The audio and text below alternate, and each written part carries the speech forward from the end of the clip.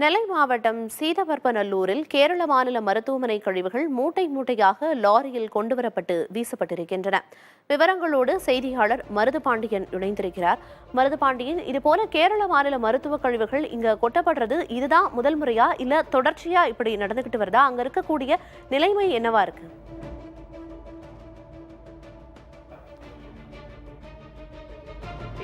திருநெல்வேலி மாவட்டத்தை பொறுத்தவரை கேரள மாநிலத்திற்கு திருநெல்வேலியிலிருந்து கனிம வளங்கள் ஏற்றிச் செல்லப்படுவதாக தொடர்ந்து குற்றச்சாட்டு எழுந்து வந்த நிலையில் கேரளா வழியாக தென்காசி உள்ளிட்ட பகுதிகளில் மருத்துவ கழிவுகளும் கொட்டப்படுவதாக தொடர்ந்து புகார் எழுந்தது. இது தொடர்பாக காவல்துறையும் அவ்வப்போது சோதனை என்பது மேற்கொண்டு வருகிறார்கள்.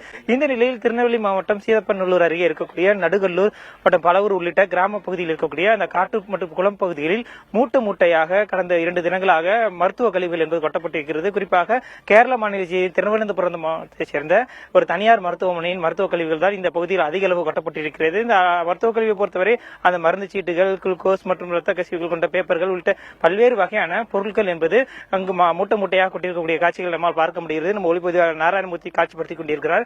இந்த பகுதியில் இரவு நேரங்களில் மர்ம நபர்கள் லாரியில் வந்து கொட்டி சென்றதாக அந்த பகுதியைச் சேர்ந்த சிலர் தெரிவித்திருக்கிறார்கள். மேலும் கொட்டி சென்றது மட்டுமல்லாமல் ஒரு சில இடங்களில் தீ வைத்திருக்கிறார்கள். தீ வைத்து அதை அழிக்க முயற்சி செய்திருக்கிறார்கள். அதுவும் இந்த நிகழ்வும் நடந்திருக்கிறது. கிட்டத்தட்ட ஒரு 10க்கும் மேற்பட்ட இடங்களில் இதுபோன்ற மருத்துவ கழிவுகளை ஆங்காங்கே கொட்டி சென்றிருக்கிறார்கள். இந்த பகுதியைச் சேர்ந்த பொதுமக்கள் கூட இருக்காங்க. அவங்கள்ட்ட கேட்கலாம். சார் வணக்கம். எத்தனை நாள் கொட்டிக்கிட்டு இருக்காங்க, எப்படி பார்த்தாங்க? சார், ஒரு 3 நாளைக்கு முன்னாடி இது வழியா வந்தவங்க பார்த்திருக்காங்க. இது வந்து கேரளாவில் உள்ள கழிவுகளை ஃபுல்லா இங்க கொண்டு வந்து கொட்டியிருக்காங்க. நீர்நிலைகளில் கொண்டு வந்து கொட்டியிருக்காங்க. இப்போ வந்து இங்க வந்து ஏகப்பட்ட கிராமங்கள் இருக்கு. இதை இங்க கொட்டுறதுனால ஏகப்பட்ட மக்களுக்கு ஒரு ஆபத்தான ஒரு சூழ்நிலை. இந்த கவர்மெண்ட் என்ன செய்யறாங்க, இதெல்லாம் ஏன் தடுக்க மாட்டேங்கிறாங்க? அதர் ஸ்டேட்ல இருந்து இங்க வருது, இதை எப்படி இவங்க கவனிக்காம விட்டாங்க எப்படிங்கிறது தெரியல. இது பாருங்க, எரிச்சிருக்காங்க. இப்ப இதை ஃபுல்லாமே எரிச்சிருக்காங்க.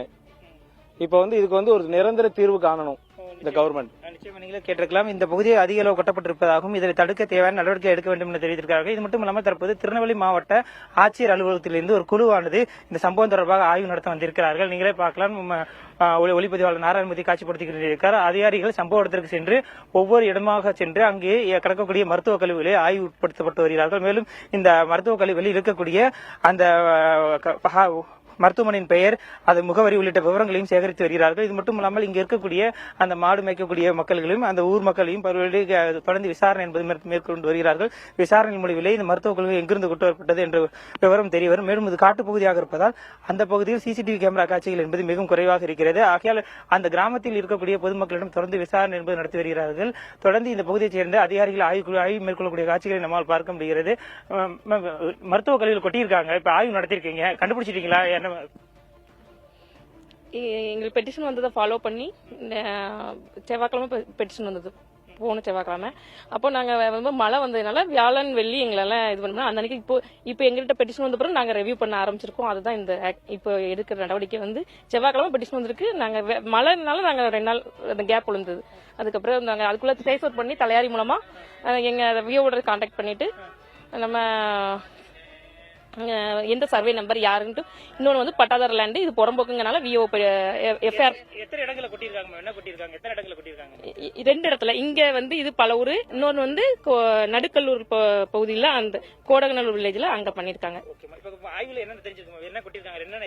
மருத்துவ கழிவுகள் இருக்குன்னு சொல்லுதாங்க. இன்னும் நாங்க கம்ப்ளைண்ட் பண்ணப்போ மருத்துவத்துறையில இருந்து வந்து அதை இது பண்ணும்போதுதான் நாங்க கம்ப்ளைண்ட் ரிஜிஸ்டர் பண்ணுவோம்னு போலீஸ் சொல்லியிருக்காங்க.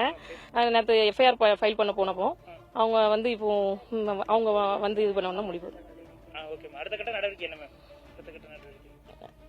அவங்க வந்து இது பண்ணோம்னா எஃப்ஐஆர் ஃபைல் பண்றதுக்கு முதற்கட்ட நடவடிக்கை எடுத்துருக்காங்க. வருவாய்த்துறையை பொறுத்தவரை தற்போது இந்த மருத்துவ கழிவு கொட்டப்பட்டிருப்ப இடம் வந்து புறம்போக்கு நிலம் என்பது தெரிய வந்திருப்பதாகவும், மேலும் பட்டா இடங்களிலும் ஒரு சில இடங்களில் கொட்டப்பட்டிருப்பதாகவும், அந்த பட்டாதாரின் பெயர் விவரங்கள் சேகரிக்கப்பட்டு வருவதாகவும் தெரிவித்திருக்கிறார்கள். இது மட்டுமல்லாமல் மருத்துவத்துறை அதிகாரிகளும் சம்பவ இடத்திற்கு வரவழைக்கப்பட்டு அந்த மருத்துவ கழிவு தொடர்பாக ஆய்வுகள் நடத்தப்பட்டு இது தொடர்பாக காவல் நிலையத்தில் புகார் அளிக்கவும் திட்டமிடப்பட்டிருப்பதாக அதிகாரிகள் தரப்பில் புதிய தலைமுறைக்கு விளக்கமானது கொடுத்திருக்கிறார்கள். தொடர்ந்து நீங்களே பார்க்கலாம். பார்க்கும் தூரம் முழுவதும் மூட்டையாக அங்கே மருத்துவ கழிவுகள் என்பது கொட்டப்பட்டிருப்பது இந்த கிராமப்புறங்கள் மக்களுக்கு பெரும் ஒரு அச்சத்தை ஏற்படுத்தி இருக்கிறது. மேலும் இது துர்நாற்றம் வீசக்கூடிய ஒரு நிகழ்வும் அரங்கேறுகிறது. கடந்த 2-3 தினங்கள் ஆகியக்கூடிய நிலையை இப்போது நாற்றம் தொடங்கி இருக்கிறது. இன்னும் இதை உடனே அப்புறப்படுத்தப்படவில்லை என்றால் இந்த பகுதி முழுவதும் துர்நாற்றம் வீசக்கூடிய ஒரு நிலை ஏற்படும் என அந்த பகுதியைச் சேர்ந்த பொதுமக்கள் குற்றச்சாட்டு வைத்திருக்கிறார்கள். உடனடியாக அரசு அதிகாரிகள் தொடர்ந்து இதனை அகற்றி தேவையான நடவடிக்கைகளை மேற்கொள்ள வேண்டும் என தெரிவித்திருக்கிறார்கள். அண்டை மாநிலமான கேரள மாநிலத்திலிருந்து மருத்துவ கழிவுகள் கொண்டு வந்து யாரும் அறியாவண்ணம் கொட்டப்பட்டிருக்கு. இது சுகாதார சீர்கேட்டையும் நோய் தொற்று ஏற்படும் அபாயத்தையும் ஏற்படுத்துது அப்படின்னு தான் அந்த பகுதி மக்கள் சொல்லியிருக்காங்க. இனி இது போன்று நடக்காத வண்ணம் நடவடிக்கை இருக்கணும் அப்படின்னு குறிப்பிட்டிருக்காங்க. களத்திலிருந்து விவரங்களை வழங்கியதற்கு நன்றி மருது பாண்டியன்.